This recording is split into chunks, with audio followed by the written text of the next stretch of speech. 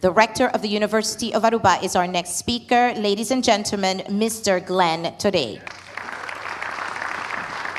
We have been talking this morning about happiness and sustaining happiness. And if you look at this slide right here, what do you see? You see two license plates of Aruba. And what does Aruba proclaim with these license plates? One happy island. I have not been to another country, one community which totally exhibits itself as a happy community like we do. And the interesting thing about looking at these two plates, look at the dates. We have been proclaiming this for decades. And here you have a passage of 20 years.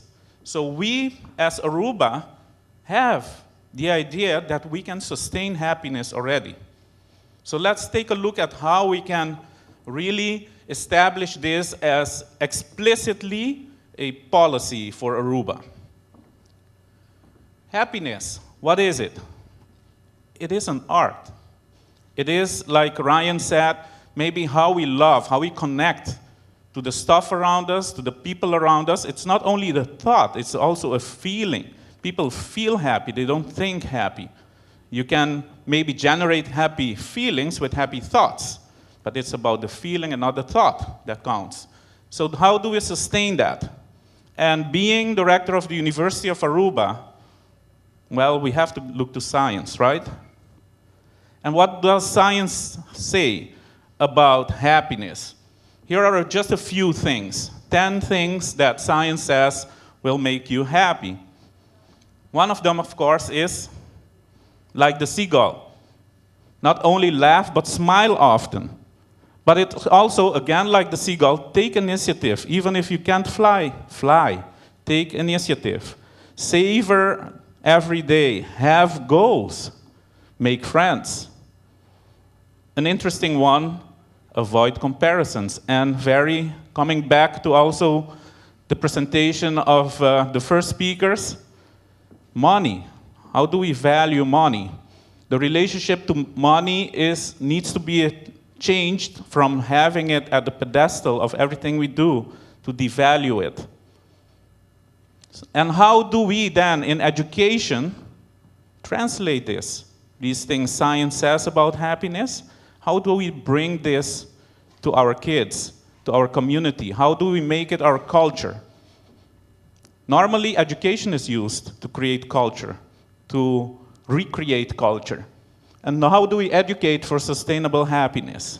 Let's take a look again at these 10 things and ask ourselves, do we really give our kids room in our educational system to take initiative, to maybe come with the out-of-the-box thinking? Ryan just gave an example of his kid. Do we tell kids they have to smile more? Do we offer them the opportunity to smile in class? Maybe to be the laughing gull? Do we help them to make goals? Are we clear about what we're doing with education with our kids? Do we help them to formulate goals? Do we let them savor every day in education? Savor the day. Are they really enjoying the process of going to school, being there and learning? Are we teaching them to give away, devaluate money? Maybe to not put so much emphasis on the comparison. The comparison teaches us things, but is it really the defining thing about what we have to do when we're comparing things to each other? Do we really also give them examples of making friends? That's the question. I believe, in my view, looking at education in Aruba, that we still have a lot to do to bring these 10 things and even more into our educational system before we can really say we have a good policy of creating sustainable happiness. And what do? We have to do to maybe continue on this process, on this journey? Well, one of the things, even though we don't have to put so much value on comparison, comparison helps. And there's this United Nations platform, Sustainable Development Solutions Network, that makes a report every year on world happiness. And in this last report, those that formulated the report said, we call on policymakers. Who are these? Policymakers are ourselves, the rector of the university, the principal of colegio. But even the single teacher in his own classroom is a policymaker. They can define which policies they hold at school in their classroom. How do I deal with a kid that comes up with a surprising solution to the question, like Ryan's son? They call on these policymakers to make happiness a key measure, and meaning you have to take measures also to bring sustainable happiness to life and target of development. So let's take a look. I passed through this report, and what does it conclude? One of the conclusions is that policy should be more closely aligned with what really matters to people. But not like we believe it matters to people, but as it says here in the yellow text, as they themselves characterize their lives. This is a very important factor for happiness feelings, for a sustainable happiness. And one of the very, very important factors throughout the report is education. So how do we do this? How do we create the conditions that allows people to actually create those conditions that allows people to make those choices? We create policies that really align closely to how they see their lives, how they want to give shape to their life. One of the very important things is to give them a sense of mental health. Mental health means training your mind also. It is like physical health. You don't have physical health without great food, healthy food. You don't have physical health without exercise. So how do we have mental health? Is the same. You have to feed the mind with healthy food, and you have to train the mind. And training the mind is what education was designed for. But are we really training the mind on those things that are important to create happiness within us and to be able to sustain this happiness? Education, extremely important, as the report again says. To be able to do that, to be able to be an agent on creating sustainable happiness policies, we have to look at how to lead the science into education.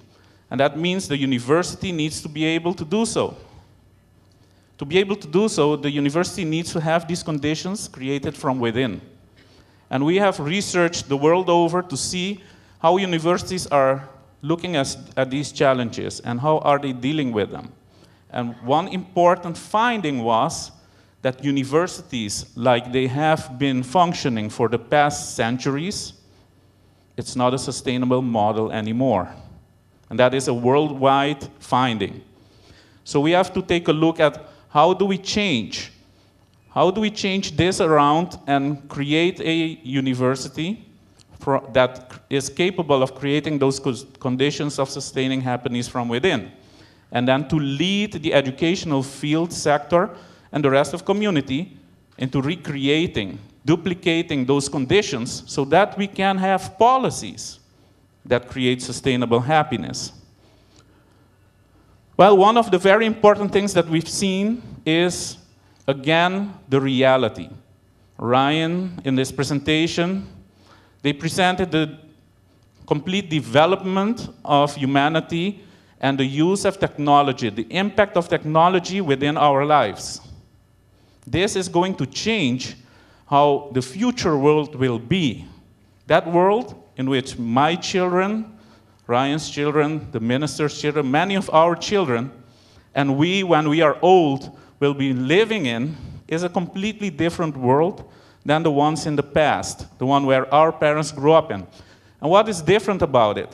It's not that we, as humans, do not pursue happiness. That will be the same. but it's the way we connect to our world around us and feel love for that and create happiness with it. And one of the important things, also from the report, is said that choices, making choices about how I see my life will have to be able to translate those choices into an educational program that I think will fit me, will fit Ryan's son, maybe my daughter, maybe somebody else's child. They will need to have the possibility to make those choices themselves. It will help them be happier. So to be able to do that, we'll have to develop a way of working, not within rigid structures like we've been doing, but in a way that we create conditions of flexible education so that people are capable, the children will be capable of having a tailor-fit program. How do we do that? We have to use technology. And this tailor-fit model is not only interesting for their education, but it is also preparation to be able to labor happily in the world of the future. Because as we see technology changes, it will change how we work together. We used to work in rigid organizations. When Ryan was showing in one of the first slides, you saw all the people walking out of the refinery, walking together. People used to do manual labor in great numbers, replicating the same type of practice, of actions every day. If you look at how the future will be for many of our kids, it is different. For them to work and create, it will be possible for them to maybe design something between a person in Aruba and somebody in Colombia, and the next day they will have somebody in China 3D print this product that they designed and recreate it in that way and put it on the world market. For them to be able to do so, they will need to have had training, preparation, education, and how to do these things.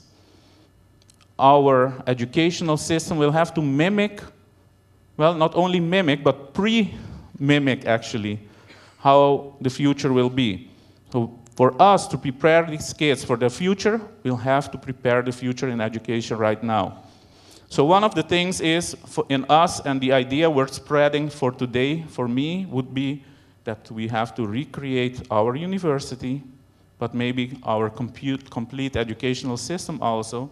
We have to change it into being a streaming device, where we have access to a cloud worldwide, and through our education system, we'll be able to access apps, modules of education that will fit the choices of our kids to be able to create the program they feel they need to develop as they wish. This will actually help them to create sustainable happiness in their lives. For this, we build a model that is capable of delivering these modules on demand, just in time. Actually, also at any time, any place, under a kiwi tree, using any device. It might be your Galaxy S phone, it might be a tablet, it might be your iPhone, depending on your another Apple. And with this, we can create actually a mix between face-to-face connections. We'll still need great professors to inspire the kids, to also validate their development and distance learning. And this mix, this balance, will be the challenge for us. And that will lead us, again, to nationwide policy. I believe that if we are capable of doing that, we can duplicate this in the whole system. We'll do what we can already see on these two plates. If you look at the plate from '94, there was no mention of the .com community and society on it. So even on the license plates, as a community, we said we embraced this development. So let's do that with education also. And when we do so, I believe we'll be capable of doing what my own child has actually told me last Thursday. We had an open house at the University of Aruba, and I came from work. I started changing my clothes to go back to work again to the open house, and she asked me, "Where are you going?" I said, "To the university." "But you just came from there." I said, "Yeah, but we have another activity, so I have to go there." And then she said, "What is it?" I said, "An open house." And she's 13 years old at this moment. And she said, "What is an open house?" I said, "Well, it's an activity where all the faculties will showcase the programs they have. And that means we try to inspire the kids to come and study with us." Then I asked her, "Do you want to come with me?" And she said, no. I asked her, "Why not?" And then her answer actually struck me. She said, "You don't offer what I want." And I said, "Oh, how do you know that?" She said, "Well, just see." And she just she slid this paper in front of me, actually. And she said, "Just look at this." And well, if you look at it, she actually said, well, I told her, "What do you want?" Huh? And she slid this, and she said, "I want to lead a happy life." She showed herself as a smiley face, and on top of this, she had in Dutch, ik, me, you. So she already embraced that she knows 4 languages. She's multilingual.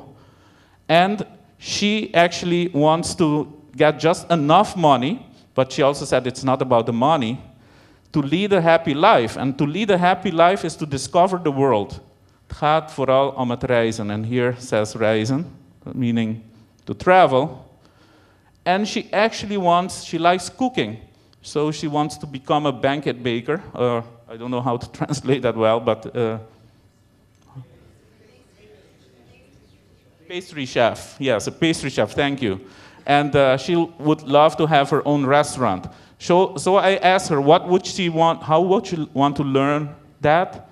And she said, well, not the business side. Because I said that we offer that. Well, but not that. I want to learn to cook. Somebody else has to do the business. So if you think about this, each one of you will have a kid that already is somehow finding their way in discovering themselves what will make them happy. And they would want to be able to mix different things we have to offer as communities around the world. They want to determine their own mixes. But we are not offering that at this moment. But I believe that if we go through the process, this idea worth spreading, that we'll be able to offer them much more in the future than we have had up to now. And I thank you for your attention.